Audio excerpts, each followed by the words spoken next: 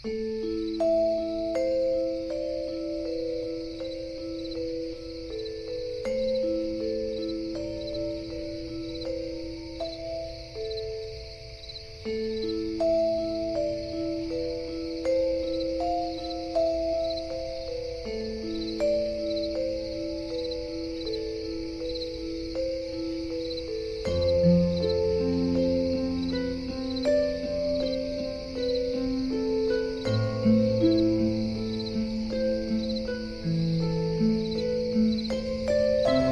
hi, we are at Tulsi Jalprapat.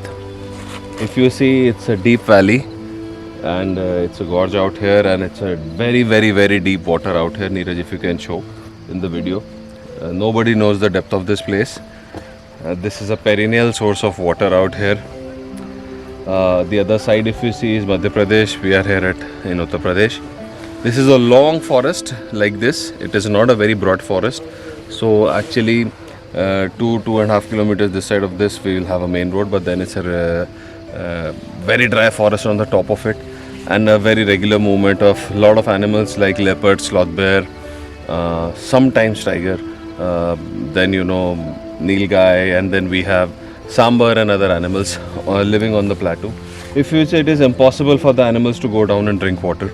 So in summers, actually, a lot of these leopards move towards the village, and the conflict happens. So we are proposing here that from here we pick up the water through a 2 HP system, take to the top, and then make 2 saucers on the top here and give water to them. The system will run on an automated mode, so nobody will need to start and stop the water at both the saucers. Or I would suggest, even if a big one saucer can also be made, that would also be okay. And then the overflow of the saucer water, we can again give it back inside to the here inside. So the water will not be wasted as well, and it will run an automated system as well. It is very deep, must be 200, 300, 400 feet. Nobody knows how deep is this. But the water from here looks like around 200, 250 feet from here. So we will get the water from there, take it to the top, and then we'll show you where we'll do the water bodies as well.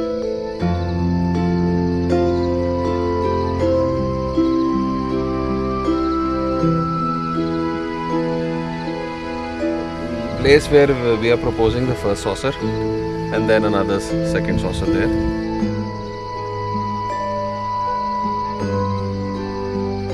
This is our place for a prospective second saucer at Shabri Jalprapat.